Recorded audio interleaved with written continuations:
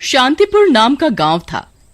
वहां के लोग काफी शांति प्रिय और खुश मिजाज थे। उसी गांव में एक रात दिनेश और राजेश नाम के दो दोस्त बाहर से आ रहे होते हैं और रात हो जाती है।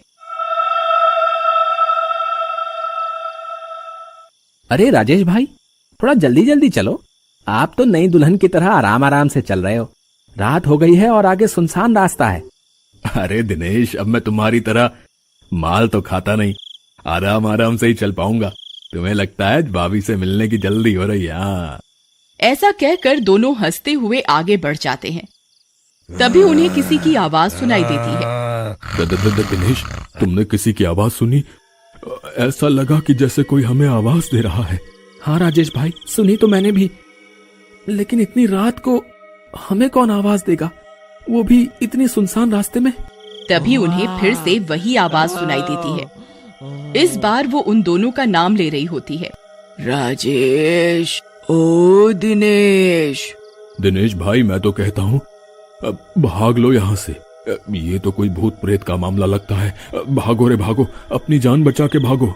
ऐसा कहकर राजेश और दिनेश वहाँ से भागने लगते हैं। लेकिन तभी वहाँ एक भूत उनके सामने आ जाता है। कहाँ भाग रहे हो तुम दोनों? कहाँ जाओगे मुझसे बच के? मैं तुम्हें छोड़ूंगा नहीं। ऐसा कहकर भूत उन दोनों पर हमला कर देता है। दोनों डर के मारे बेहोश हो जाते हैं और भूत वहाँ से चला जाता है। अगले दिन कुछ गांव वाले वहाँ पर आते हैं। अरे वहाँ देखो कौन उल्टा पड़ा है, देखो इनको। गांव वाले जाकर राजेश और दिनेश को सीधा करते हैं। अरे बाप रे, इनका चेहरा तो एकदम बिगड़ गया है, जाने कौन किया है। तब तक राजेश और दिनेश को होश आ जाता है और वो दोनों अपना चेहरा देखकर डर जाते हैं। अरे दिनेश भाई, ये हमारे चेहरे को क्या हुआ? अब सारा का सारा नोचा हुआ है। अब हम किसी को मुंह दिखाने के लायक नहीं रहे। सही बोलते हो भाई, ससुरी हमारी बीवी भी नहीं पहचानेगी हमको। चुप बकर बकर लगा रखी है? अरे तुम दोनों रोते ही रहोगे कि बताओगे भी कुछ? क्या हुआ है? कौन बिगाड़ा तुम्हारा होलिया? कौनो आमिर खान तो नहीं हो तुम लोग जो इतना रो रहे? फिर दिनेश और राजेश उनको रात वाली सारी बातें बताते हैं, जिसे सुनकर गांव वाले हंसने लगते हैं। अच्छा, तो तुम कहत हो रात में एक भूत आया और खाली तुम्हारा मुंह नोच के चला गया और जान बख्श दिया है? अरे का झंडू समझत हो का हम सब का? न जाने कहां से पिट पिटा के आ रहे, फालतू बतला रहे। नहीं भाई, हम सच कह रहे हैं, सच में ऐसा ही हुआ था। फालतू बात मत करा हो, अभी तो तुम्हारा मुंह नोचा गया है, ज्यादा बोले तो हाथ पांव भी तोड़ देंगे। अफवाह फैलाते हो। ऐसा कहकर गांव वाले उनको वहां से भगा देते हैं। उसी रात बिरजू छत पर सो रहा होता है।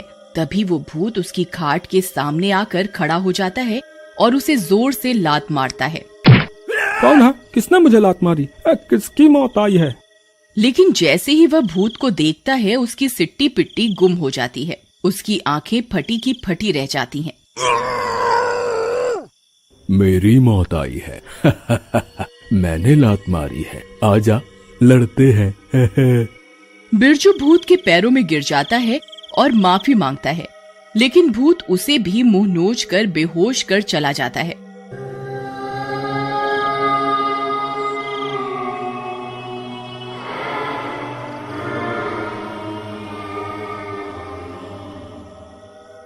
अगले दिन बिरजू, दिनेश, राजेश और बाकी के गांव वाले सरपंच के पास जाते हैं और सरपंच को पूरी बात बताते हैं।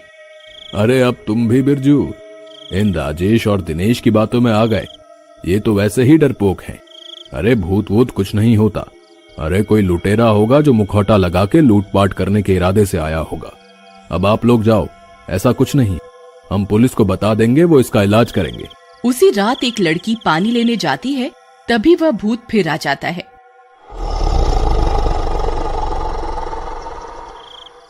लड़की, थोड़ा सा पानी हमें भी पिला दो।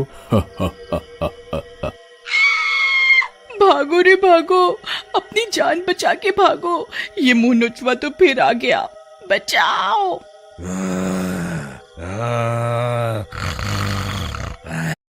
लेकिन इससे पहले कि लड़की वहां से भाग पाती, भूत उसको पकड़ लेता है और मार डालता है। अगली सुबह गांव वालों को उस लड़की की लाश मिलती है। अरे गांव वालों, ये दुष्ट तो अब जान भी लेने लगा है, लगता है गांव खाली करना पड़ेगा। चुप करो दिनेश, क्या बोले जा रहे हो? अरे हमारा घर है भाई, हमारा गांव है, हम खाली करेंगे। अरे वो जाएगा जो बाहर से आया है, समझे? अब चुप करो, कुछ इलाज ढूंढेंगे मिलकर। गांव वालों, अब तुम सब भी जाओ अपने अपने काम धंधे पर। सारे गांव वाले वहां से चले जाते हैं, लेकिन दिनेश और राजेश चलते चलते बातें करने लगते हैं। राजेश भाई, एक बात बोलूं, ये सरपंच जी हमारी बात का विश्वास क्यों नहीं करते? तुम कुछ भी बोलो, मुझे तो सरपंच पर गुस्सा आता है। बात तो तुम ठीक कह रहे हो दिनेश, लेकिन हम लोग कर क्या सकते हैं? वो सरपंच है, बात तो माननी पड़ेगी उनकी। क्यों ना इन पर नजर रखी जाए, लेकिन हम किसी को बताएंगे नहीं। इसके बाद दोनों सरपंच के घर के बाहर छिपकर बैठ जाते हैं और रात होते ही सरपंच अपने घर से निकलता है और नदी की तरफ जाता है। राजेश और दिनेश भी उसके पीछे पीछे चलने लगते हैं। तभी सरपंच एक जगह रुक जाते हैं और अपने पास से एक डंडी निकालकर जोर जोर से चिल्लाने लगता है। हीम क्लीम मुंह नोचुआ, हीम क्लीम मुंह नोचुआ। तभी वो भूत प्रकट हो जाता है। क्या हुक्म है मेरे आका? बस मेरे गुलाम, जाओ और इस गांव में अपने नाम की दहशत और फैला दो, ताकि ये गांव खाली हो जाए और मैं ये सारी जमीनें बेचकर अमीर हो जाऊं। इसके बाद भूत वहां से चला जाता है और सरपंच भी अपने घर को चल पड़ता है। अरे भाई, तो ये मामला है, ये लोग हम सबकी जमीनें लेना चाहते हैं। इस सरपंच को मैं जिंदा नहीं छोड़ूंगा। अरे राजेश, गुस्सा करके कोई फायदा नहीं है। इस सरपंच के बच्चे को तो हम जब चाहे निपटा देंगे। हमारा असली मुकाबला तो उस भूत से है।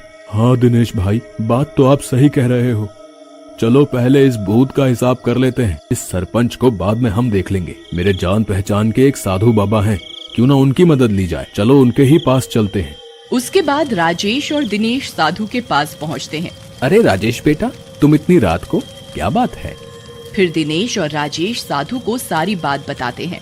देखो राजेश बेटा, उस भूत की सारी शक्ति उस लकड़ी में है जो सरपंच के पास है। अगर वो लकड़ी हमारे पास आ जाए तो हम उस भूत को रोक लेंगे। लेकिन बाबा, वो दुष्ट सरपंच हमें वो लकड़ी क्यों देगा? बेटा, हमने कब कहा कि वो हमें देगा? वो हमें उससे छीननी पड़ेगी और ये काम हमें जल्दी ही करना होगा। उसके बाद तीनों योजना बनाते हैं और योजना के अनुसार अगली रात को वो तीनों भी सरपंच के पीछे चल पड़ते हैं। सरपंच नदी के किनारे पहुंचकर लकड़ी निकालकर फिर से भूत को बुलाता है और उसे फिर से गांव में दहशत फैलाने के लिए भेज देता है। लेकिन वो जैसे ही अपने घर जाने के लिए मुड़ता है, दिनेश उसे जोर से लात मारता है। सरपंच नीचे गिर जाता है और उसके हाथ से लकड़ी दूर गिर जाती है।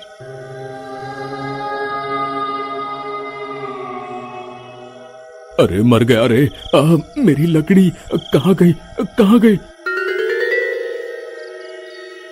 उधर राजेश जल्दी से लकड़ी उठा लेता है। सरपंच जी, वो लकड़ी मेरे पास है।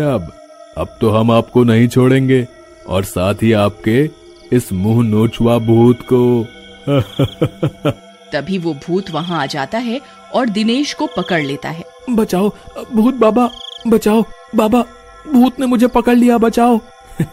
ये पाखंडी साधु बचाएगा इस मुंह नोचुआ से। मरोगे, तुम तीनों मरोगे। इधर साधु राजेश से लकड़ी ले लेते हैं। ए भूत, इस सरपंच को पकड़ ले। अरे बचाओ, इस मुंह नोचुआ भूत से बचाओ। अरे ये मुझे मार डालेगा। अरे बचाओ, अरे बाबा जी बचा लो।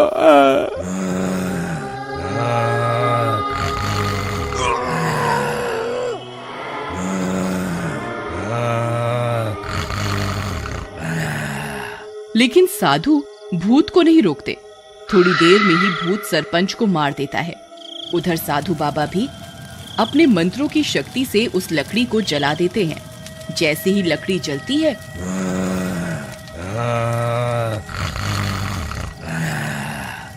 भूत भी जलकर गायब हो जाता है।